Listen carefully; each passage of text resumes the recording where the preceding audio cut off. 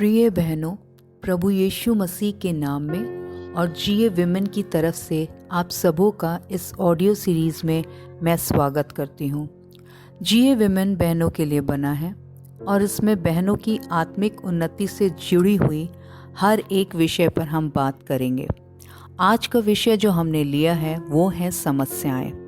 कई बार बहनें विभिन्न समस्याओं का सामना करती रहती हैं और किसी से साझा नहीं कर पाती, किसी को बता नहीं पाती। इसलिए जिए विमेन की पहल होगी कि हम समस्याओं के बारे में बात करें, फिर उनके कारणों के बारे में और उसके साथ साथ समाधान के बारे में बात करें।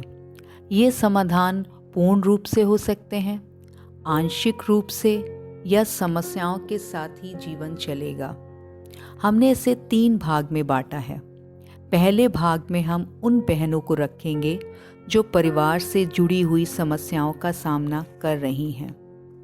दूसरे भाग में हम उन बहनों को रखेंगे जो लंबे समय से बीमारियों का सामना कर रही हैं और कुछ बहनें पैसों की तंगी से परेशान हैं, या हमारी बहनें दोनों ही समस्या यानी कि बीमारी और पैसे की परेशानी से जूझ रही हैं। तीसरी श्रेणी में हम उन बहनों को रखते हैं जिन्हें लगता है कि वो समस्याओं का सामना कर रही हैं, पर वास्तविकता कुछ और ही है। इस संसार में रहते हुए जब हम अपने चारों ओर देखते हैं तो हमें मालूम चलता है कि चारों ओर समस्या है और हर व्यक्ति किसी न किसी समस्या का सामना कर रहा है।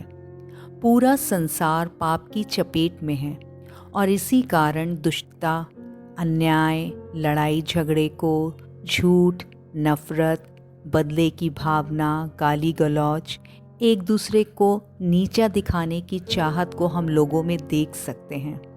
दुख इस बात का है कि हमारे मसीह भाई बहनों के बीच में, मसीह परिवारों के बीच में और कलीसियाओं में भी इस तरह की बातें पाई जाती हैं।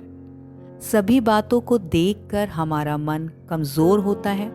हमें लगता है कि अब कोई उपाय बचा नहीं है कि हम अपनी समस्याओं से बाहर आ सकें। आज हम कोशिश करेंगे कि समस्याओं को वचन की दृष्टि से समझें, ना कि अपनी बुद्धि से। परमेश्वर को अवसर दें कि आज वो आकर आपकी समस्याओं, उसके कारण और उसके समाधान जो प्रभु के वचन से आते हैं आपको दे सकें। हमारी समस्या ये है कि हम केवल अपनी समस्याओं तक ही केंद्रित रहते हैं, अपनी समस्याओं पर ही ध्यान लगाए रहते हैं, उस परमेश्वर की ओर नहीं देखते जो इसका समाधान कर सकते हैं। आइए हम शुरू करते हैं। जैसा कि हमने बताया कि पहले भाग में हम उन बहनों को रखेंगे जो परिवार से जुड़ी हुई समस्याओं का सामना कर रही हैं।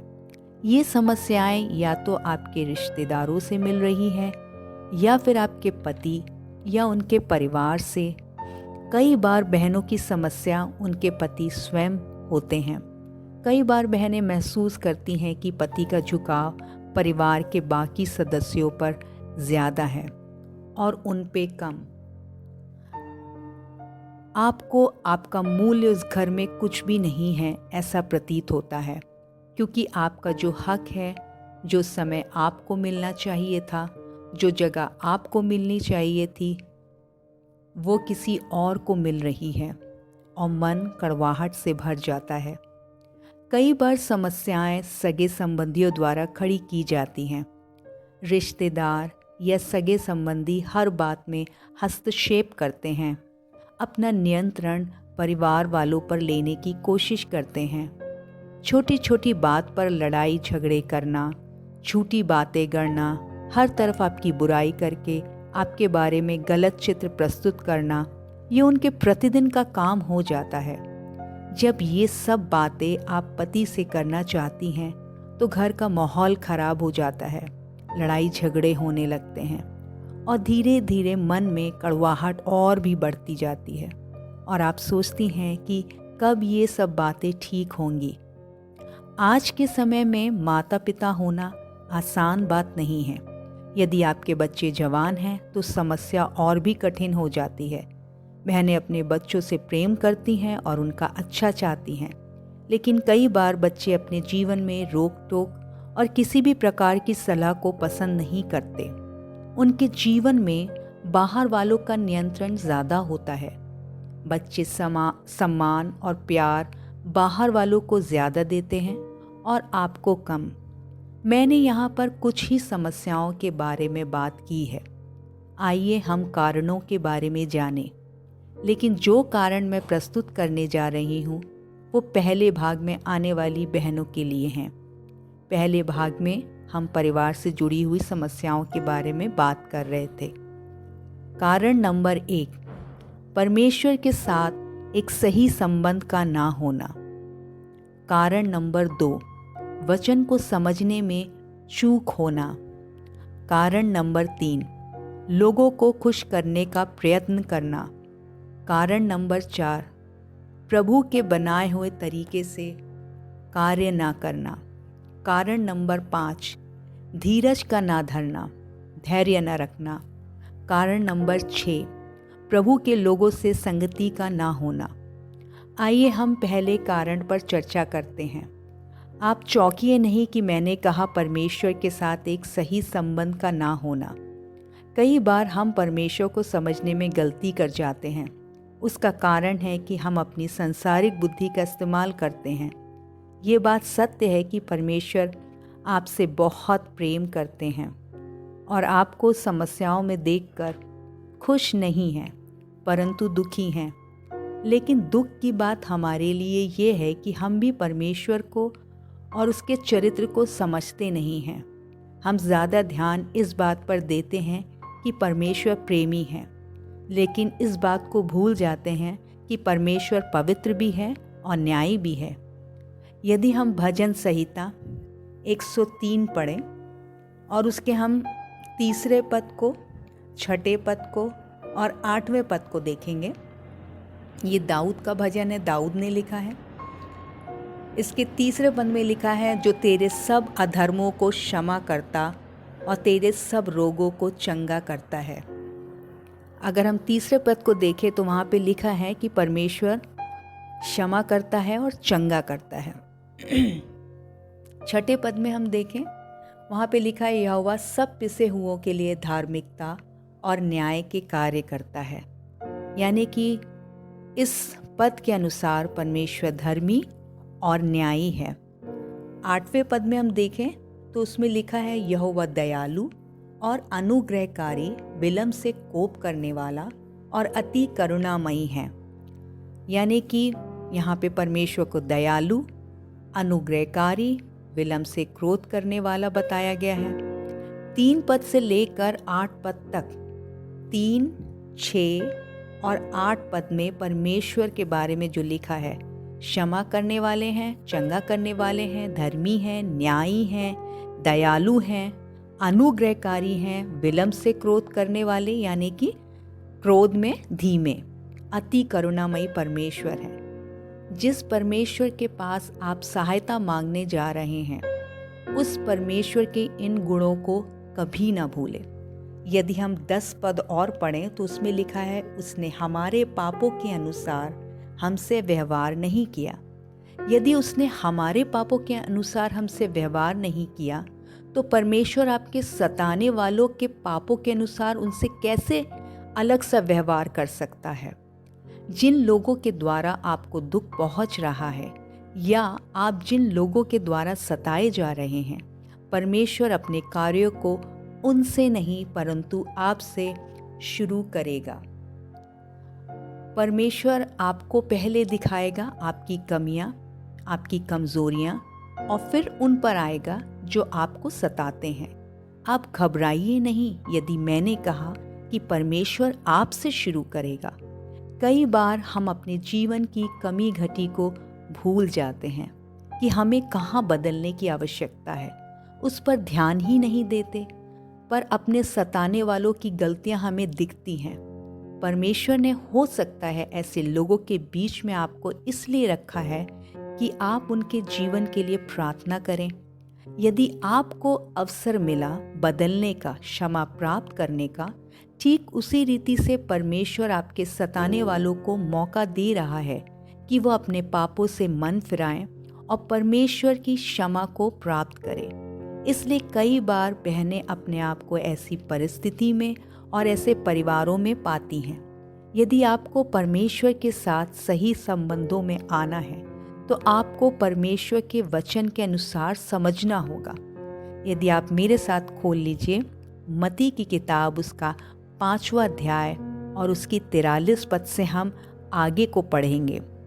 43 पद इस तरह से कहता है, तुम सुन चुके हो कि कहा गया था, अपने पड़ोसी से प्रेम रखना और अपने बैरी से बैर। परंतु मैं तुमसे यह कहता हूँ कि अपने बैरियों से बैर प्रेम रखो और अपने सताने वालों के लिए प्रार्थना करो। जो 43वीं आयत है उसमें दिखाया है कि संसार किस रीति से कार्य करता है। जो हमसे प्यार करते हैं हम उनसे भी प्रेम करते हैं, जो हमसे बैर रखते हैं हम उनसे भी बैर रखते हैं। लेकिन परमेश्वर का तरीका 44 आयत में 44 पद में इस तरह से है कि जो हमसे बैर रखते हैं हमें उनको प्रेम करना है, जो हमें सताते हैं हमें उनके लिए प्रार्थना करनी है। 45 पद में लिखा है, जिससे तुम अपने स्वर्गीय पिता की संतान ठहरोगे। तभी हम परमेश्वर की बेटियां कहलाएंगे जब हम परमेश्वर की इस इच्छा को पूरी करेंगे, क्योंकि वह भले और बुरे दोनों पर अपना सूर्य उदय करता है और धर्मी और अधर्मी दोनों पर मेघ बरसाता है। परमेश्वर यहाँ पे दिखाना चाह रहे हैं कि परमेश्वर दोनों लोगों में, चाहे बुरे हैं चाहे अच्छे हैं, दोनों के ऊपर अपना सूर्य चमकाता है, दोनों के ऊपर अपनी बारिश को करता है। वो कुछ लोगों के लिए नहीं करता, लेकिन वो अपनी करुणा को, अपनी दया को वो बराबर दिखा रहा है। अगर 46 पद देखें उसमें लिखा है, क्योंकि यदि तुम अपने प्रेम रखने वालों से ही प्रेम रखो तो तुम्हारे लिए क्या फल होगा? क्या महसूल लेने वाले भी ऐसा ही नहीं करते?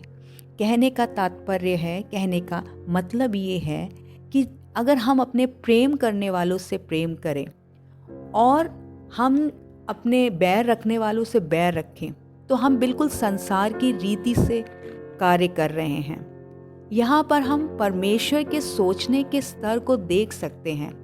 परमेश्वर अपने बैरियों से प्रेम करने को कह रहे हैं, पर परिवार के सभी लोग हमारे अपने हैं, बैरी नहीं। तो उनके बदलने के लिए परमेश्वर ने आपको उस परिवार में रखा है ताकि परमेश्वर आपके द्वारा कार्य करे। आप निराश ना हो कि आपको बलि का बकरा बनाया जा रहा है। थोड़ी देर के लिए विचार कीजिए, यदि ये सब प्रभु में आते हैं, उसमें जीवन पाते हैं, तो आपको कितनी खुशी प्राप्त होगी।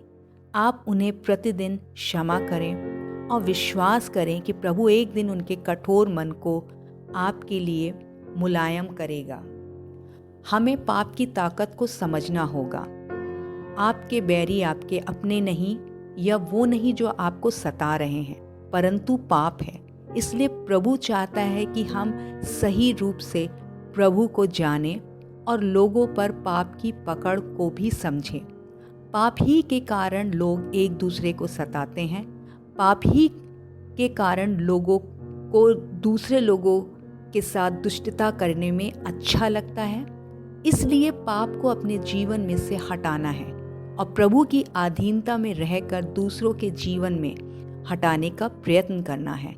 इसमें समय लग सकता है। यदि हम सोचते हैं कि यह तरीका कठिन है तो प्रिय बहनों, आप कुछ भी कर लें, निराशा ही हाथ लगेगी।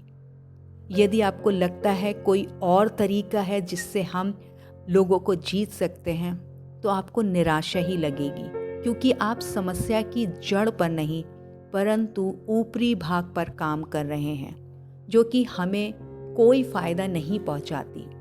हो सकता है आपको अपने तरीके से कुछ समय के लिए आराम मिल जाए, लेकिन कोई और खड़ा हो जाएगा आपको परेशान करने के लिए, सताने के लिए।